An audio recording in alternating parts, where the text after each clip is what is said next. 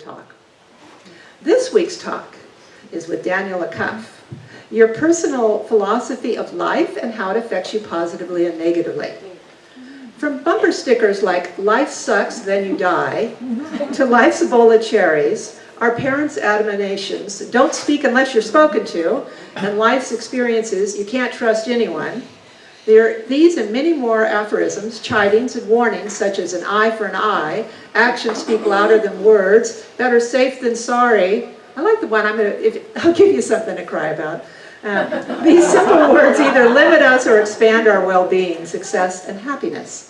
Today, Dr. Acuff's personal insight producing presentation will be challenged we will be challenged to explore the words and sayings that have either been visited upon us by life or that we have concluded for ourselves. We may very well discover the need to revise, replace, add on, or remove certain seemingly innocent sayings that put guardrails on our everyday happiness or contribute to it. Thank you, and let's give him a big welcome. Thank you, Kat.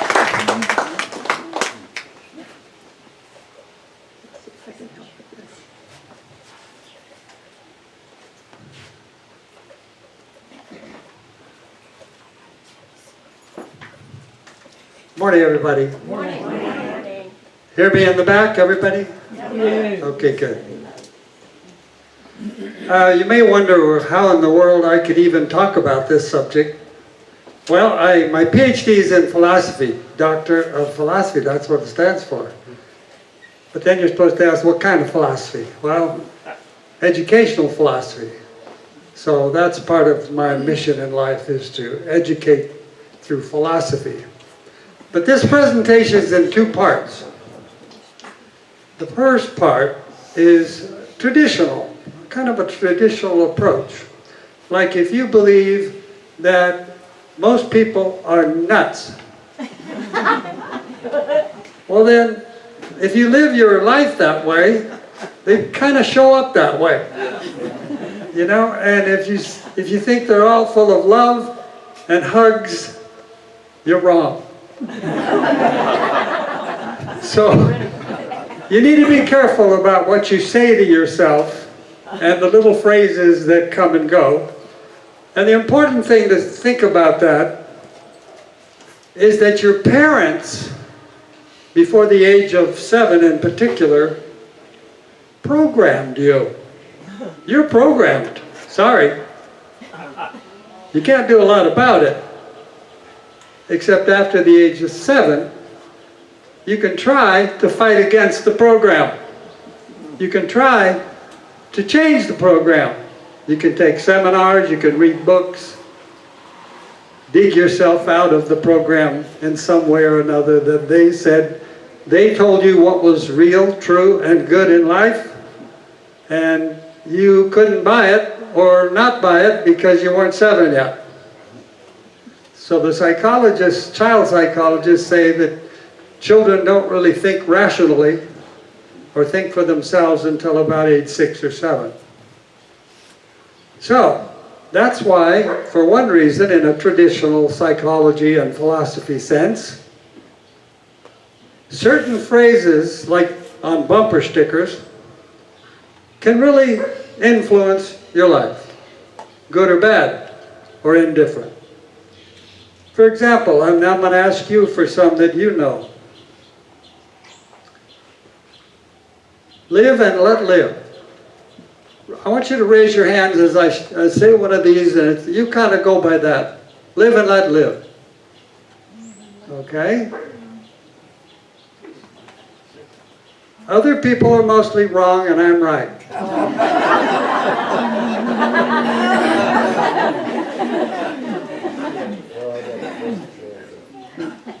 An eye for an eye. Don't be afraid. Your parents teach you that one? Not how long you live, but how well you live. Okay?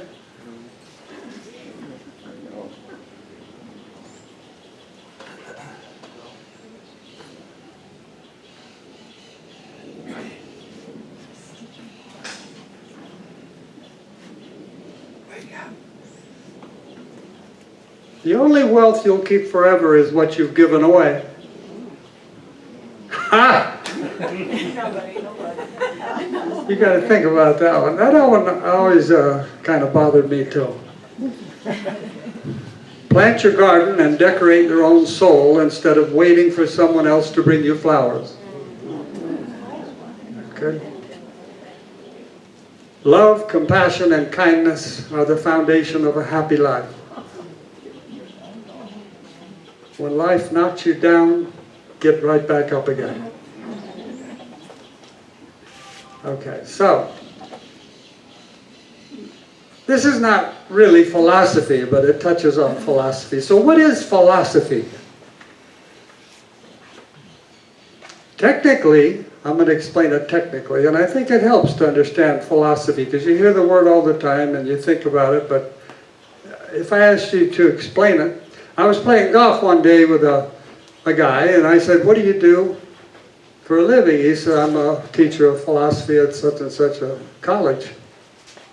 And I said, what's philosophy? He couldn't answer it. So I had to look it up myself. Philosophy is made up of three parts. Three things that people study.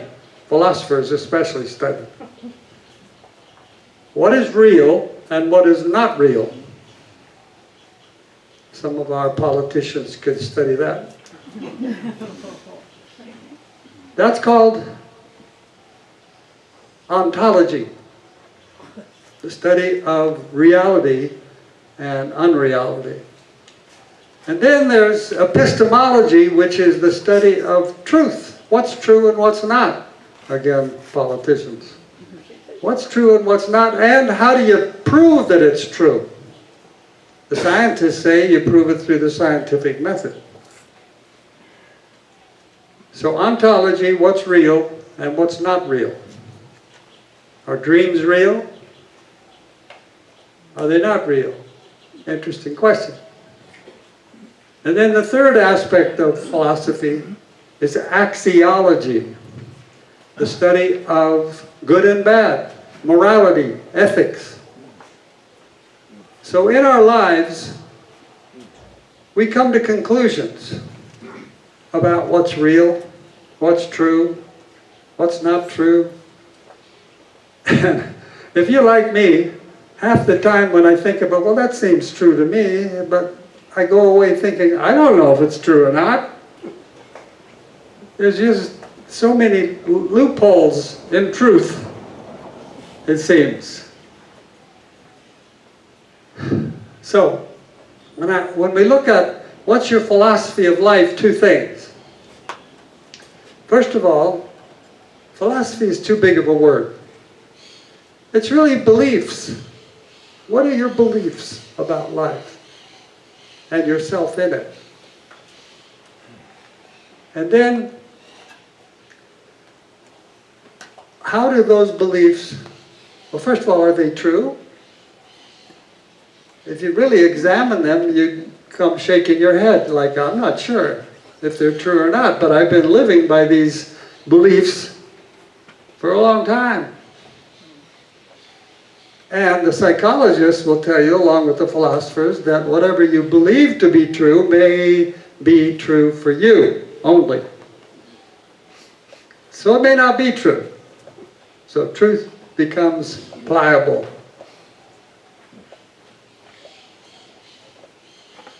Beliefs. Beliefs, any psychologist will tell you that beliefs are powerful. Your thoughts are powerful. Just how powerful we don't realize sometimes.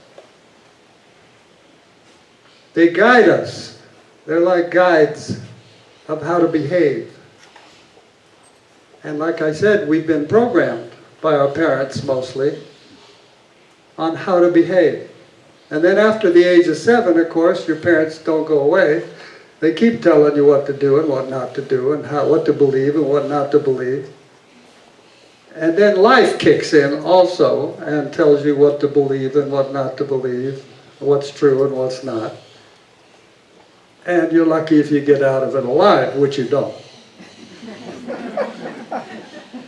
So, it's really quite a myriad, a quagmire, if you like, if you look at it on the negative side, and a flower garden on the other, to look and see what your beliefs are and how they work in your life, how they work for your life or against your life.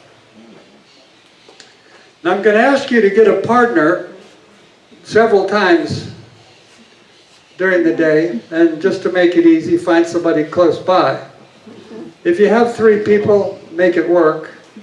But you're going to share some beliefs, like bumper sticker beliefs, like sayings that you learned from your parents, primarily. What did they say about how you behave and what you should believe? So get a partner right now.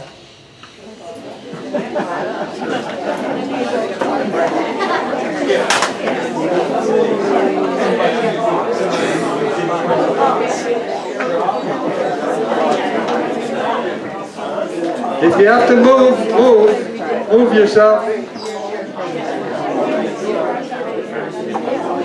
All right. You're going to share back and forth, so.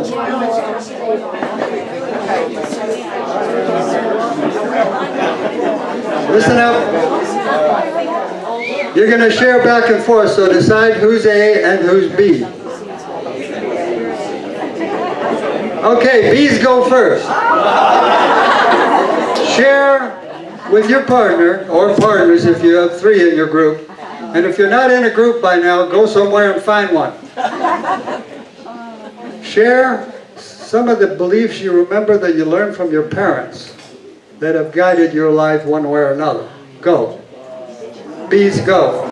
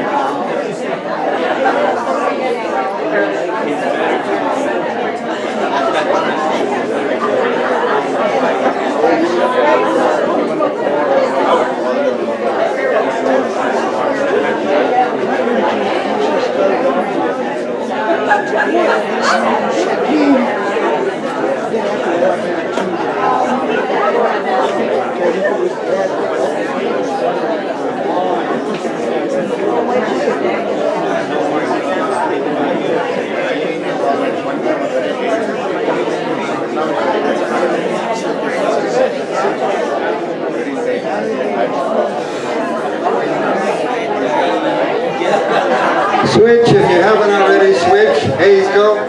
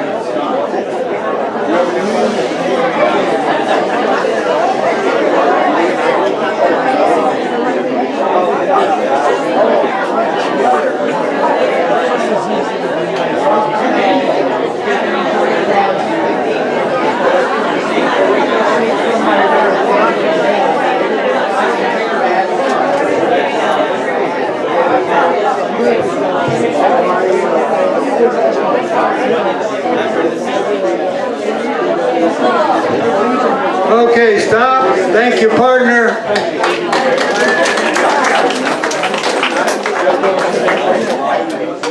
Now, I'm also going to ask you to share with the whole group from time to time.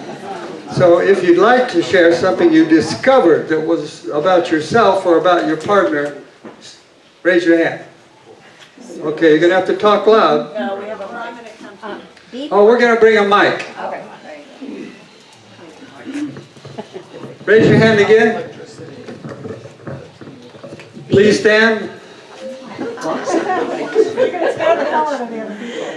Be perfect, and if you can't be perfect, act perfect.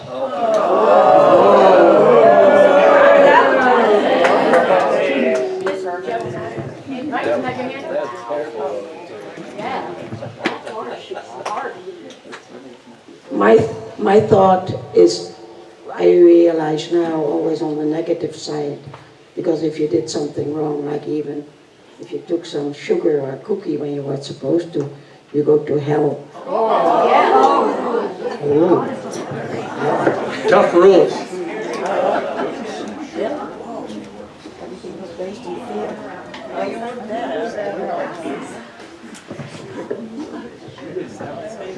I was taught the Willie Mays theory. Willie Mays was a baseball player that could do just about everything. So I was taught that when I go up and engage in life, that I have to be able to throw, catch, hit, run, and then sell popcorn in the stadium during the break. So what I was taught was, whatever it takes, you got to do it. Oh, that's all right. Good. I remember my mother telling me to be myself and love myself. Hey. Kat, I want you to share yours. What was mine? Your mom, your parents told you. Well, I was lucky. They said, "Are you happy? Did you learn from that? What do you think about that?" And then the negative one was, "Don't make a big deal of yourself." As he said, well, that didn't work. Thank you. Okay. So, No, next round, sorry. Next round. Yeah, or do you want to? that's enough for now. Yeah. Okay, now, that's pretty safe territory. With your partner, or partners if you're three in a group, we're going to get into some more touchy subjects, okay? So, now be honest. A, go first. What do you believe about most men?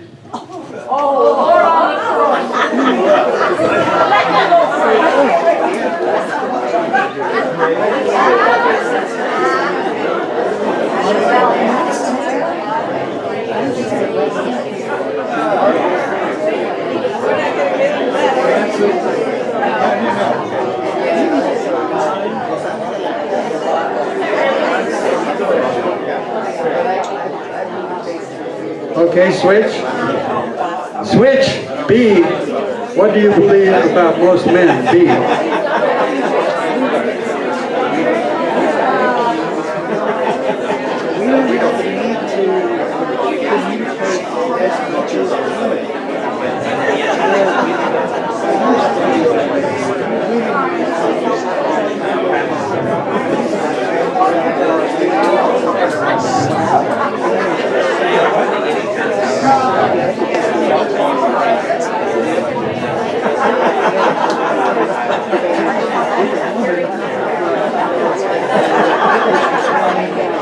Okay, we're just going to keep on going, and I'll tell you when to acknowledge your partner after a bit. Now you're going to go B's first. What do you believe about most women?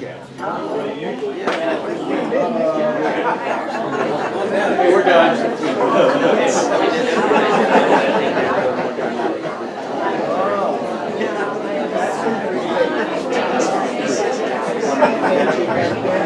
You notice your beliefs come right up. You don't have to wait long.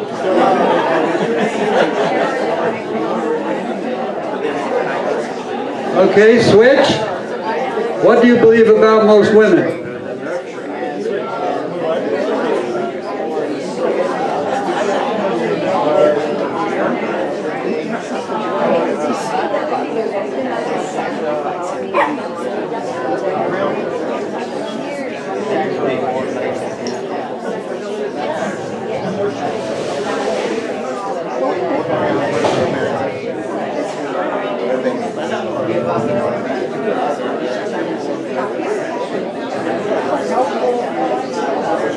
Okay, stop.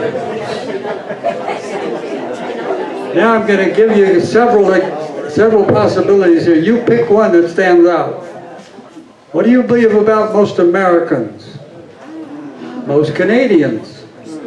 Most Mexicans? French people? Russians? Jewish people? Gays? Most Republicans?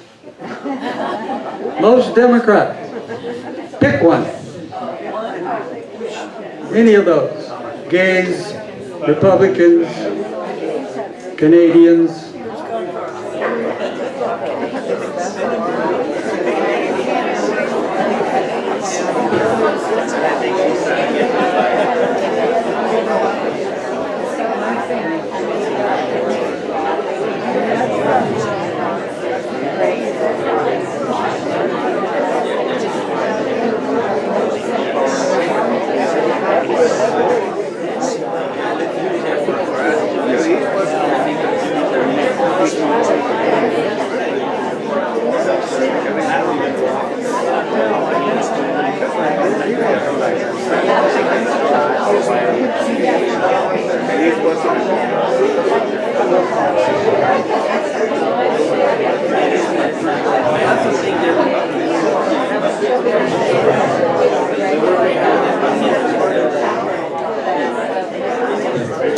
Okay, acknowledge your partners.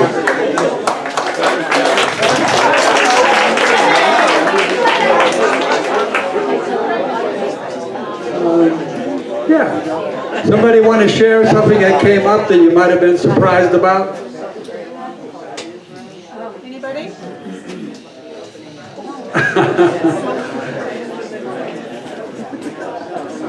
Stand up, please. It's her fault. Yeah, thanks for volunteering me. My comment was that most men operate from a position of fear, and that gets manifest in all kinds of behaviors and strategies and things we make up to basically deal with a core fear of loss or abandonment, all kinds of things that we don't want to admit to, but... And here you are standing up courageously.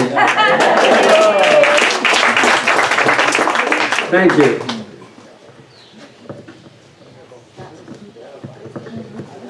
And approaching to answering the question, I realized that I'm sitting across from Jim and I'm realizing, wait a minute, what do I think about all these black people?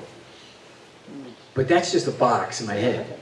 I have the box in my head called Jewish people, Mexicans, Italians, Americans, Canadians, and you know the mind just wants to dilute things into simplifications, and realize there's only this human being in front of me, and he happens to look this particular way, and quite literally, it's a gift, you know.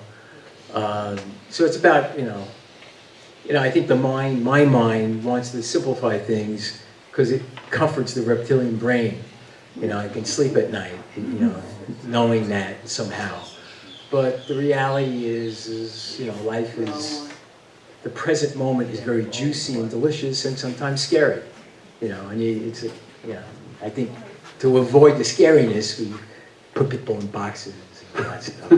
Anyway, too much. Very good.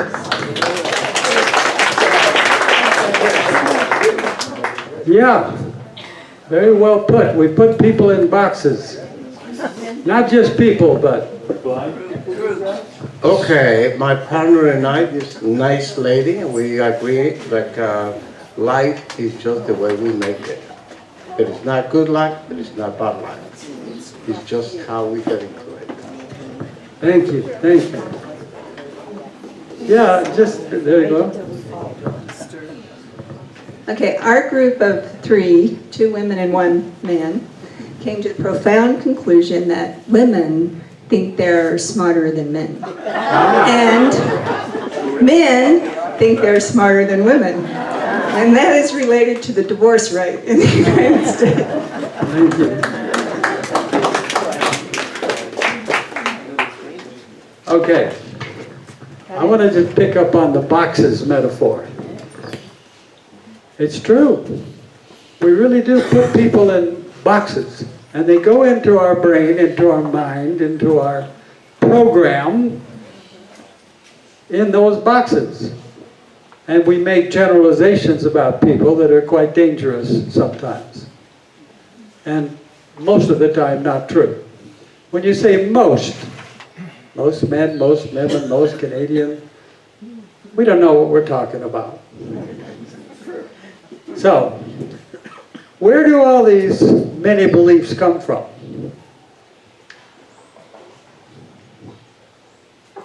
What we believe to be real, true, and good, we learn primarily from our parents, but then from our experiences in everyday living.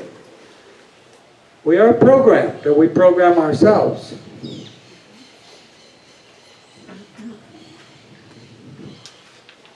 That programming, this gets interesting. Where is it? In your subconscious or your conscious? Well, it's really mostly in your subconscious mind. Is that better? In your subconscious mind. And the conscious mind works at either validating them or not. But really, here's what part 2 of this presentation's about. That little voice in your head that you hear when you wake up in the morning and it shuts off at night, is that you? Well, it is a you that you are, but really it's the program speaking and talking. It's the program.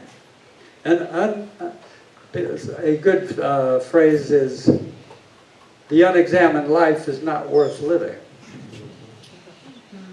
I think it was Sartre or somebody who didn't like to examine anything except what he wanted to examine. So what is that little voice? Let's just imagine for a minute that it's not real. Or that it's just a voice, and not the only voice. It's not the only reality. Because usually when you think, who am I? Turn to your partner just quick and tell them your name. Go.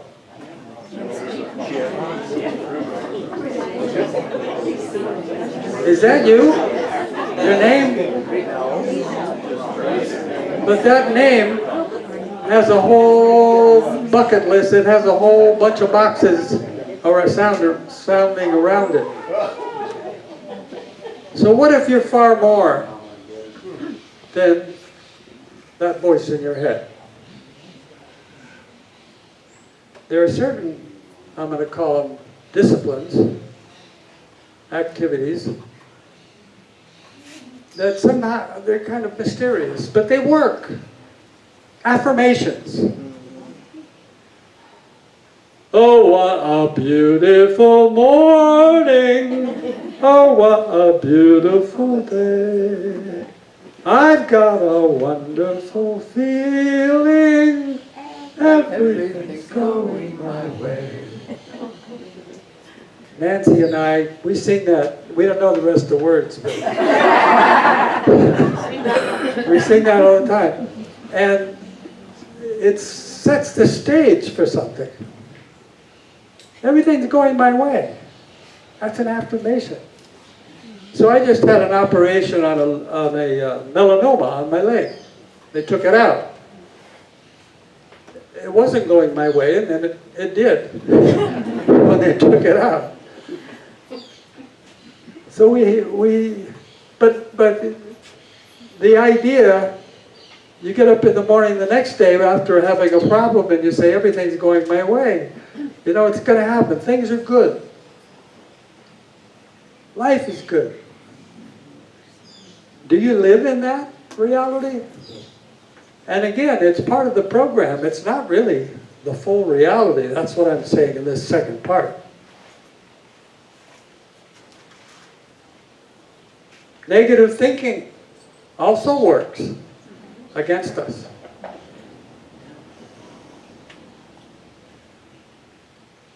Prayer works. How does it work? You know, you could get the group this big and pray for love and kindness to take over the whole village of Ajijic, where they have no negativity but love and kindness only, and we pray about it. Well, they have done some studies about prayer. And they took the idea of crime in a particular town, and the church, a couple hundred people, prayed on crime, and the crime level went down. How does that work? It's not because of that little voice in your head. There's something else going on.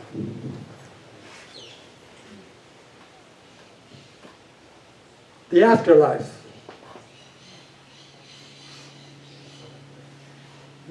Countless people have died and gone somewhere and lived to tell about it, came back.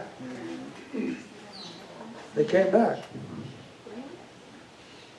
And there was no way some of them could have come back except by some sort of mysterious miracle, I suppose you could call it. One of the greatest examples of an afterlife story was Ibn Alexander. How many of you know about that? Ibn Alexander was a neurosurgeon. He knew the brain inside and out. And he was in his 40s. He was maybe 48, something like that. Out of nowhere, he gets cerebral meningitis. Cerebral meningitis. It means that whatever that disease is, it invades the brain and removes most of it. The whole cortex, the whole thinking brain was eaten up by this meningitis. And he went into a coma for a week. His chances of surviving was 2%. And he did. After a week, or during the coma, he experienced the afterlife. And at first it was sort of a dirty, mean-looking roots everywhere. It was a dark place. But then right above that he saw a light. You hear about lights all the time when you talk about people getting afterlife. And he went toward the light, and all of a sudden he was in a beautiful garden. And it was wonderful, in a meadow. And there was a big butterfly that flew in. And on that butterfly was a young woman.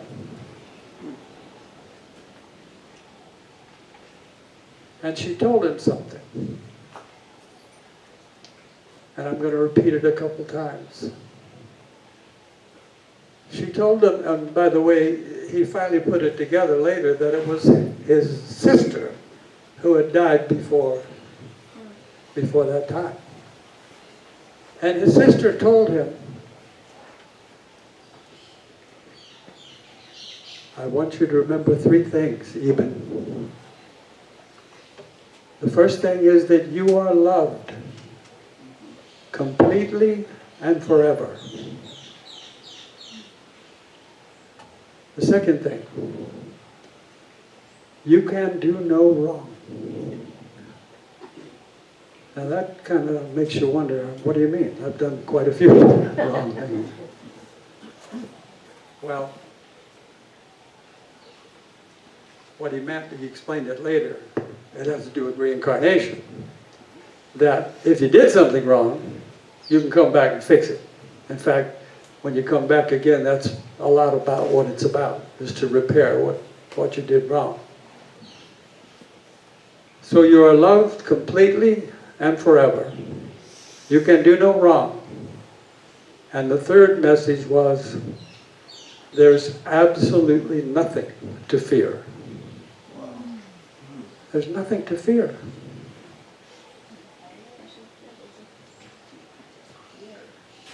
That was the bottom line of his whole experience in a coma.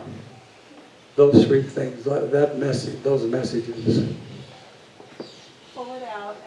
Oh, out farther? Okay, good. Is that better? It sounds better over here. So, just repeat that to your partner. Repeat, I'll tell you what to repeat. Here we go. A to B first. A to B.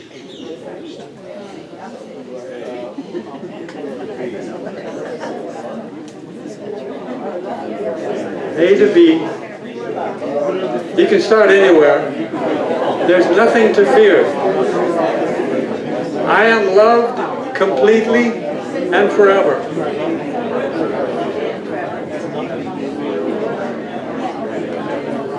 I can do no wrong. And B back to A. I am loved completely and forever. I can do no wrong. There's nothing to fear. Those three ideas are really important ones to take with you today. Okay, what happened to Eben? After, again, the doctors were saying 2% chance of surviving all the way.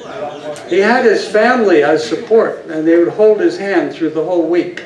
A different person would hold his hand. That made a huge difference.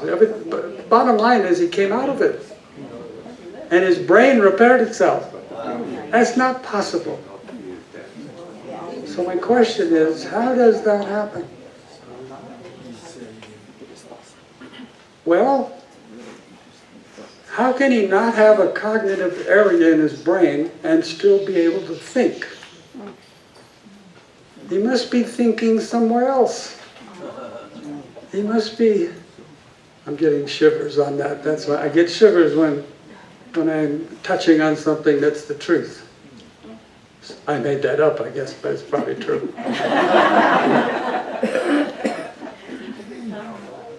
So, maybe there's soul 1 and soul 2. Or mind 1 and soul 2. Your mind, let's just say, is the traditional approach to philosophy and psychology. And that's who you think you are, the little voice in your head. It's kind of discouraging to think that that's mostly how we live, from that voice in the head. When there's a soul 2, I call it the soul self. The soul self. There's the soul mind and a soul self.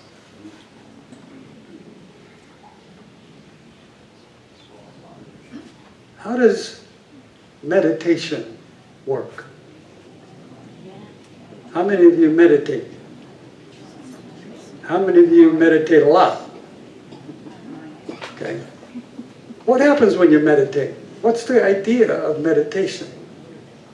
A goal in meditation is to quiet the mind. In other words, stop listening to that voice. Go beyond the voice to the soul level. Those of you that meditate a lot, raise your hand if you know what I'm talking about. Look around, you'll see at least half the people that said they were meditators, or actually they know about that other area, that other soul self. I mean, how else can you explain all the many examples of afterlives and what they go and what they see and what they believe? So many of you have heard of them. They're hovering. Their body leaves. They leave their body, and they're hovering above the operating area, looking down on the doctor and watching the operation. That's the soul self as I'm referring it to it. So this conversation, if you buy into what I'm saying, is revolutionary to think that you have a larger self. In fact, Ibn said it's more real. What he experienced during the coma stage, he said, is more real than his actual life. I have not experienced, I've had some little weird experiences here and there, like most of you probably. I'll tell you about one that I haven't figured out yet. I've had these visitors at night, not aliens, but these visitors. It was about 4 months ago, and it was all in a period of 2 weeks. And I would get these chills would come over my body, and I'd look, my eyes would open at night, and there was this little woman coming toward me with scraggly hair. And it scared me enough to get the chills. I mean, it seemed real. She just came toward me, that's all. But then, a couple nights later, another woman came, similar, very similar. I woke up, I just still lying in my bed, and she's coming toward me. I had my hands on across my stomach. She grabbed my hands physically. She penetrated through whatever veil there was there or whatever, and she wanted me to come with her. Nancy didn't like that. But it scared me. I was scared. And then the next night, a young man, a young teenager kind of, in a hood, came. And he just came close to me, didn't touch me, but I felt a thump on my chest. So some force did that. And then a week later, there was a guy that came in our door in our bedroom at night and then disappeared. And that was it, my visitors. I'm looking for the next ones. Nancy says I should ask them, what's the message? Why are you doing this? I don't want to ask them. But I do want them to come back. I don't know why. It's just an example for me in my life. I had one other experience that went beyond this life, or my little voice in my head. I was doing a seminar about love. It was a 9-day seminar. And I was on the ground, and in the seminar they provided volunteers, they called them angels, to take care of you while you were processing whatever you were going through. Anyway, so I started to work on sadness. No, I'm sorry. I started to work on fear. I was afraid. And I was afraid, I'm afraid. I started to mention, I'm afraid of my partner Bob. I'm afraid of my wife at the time.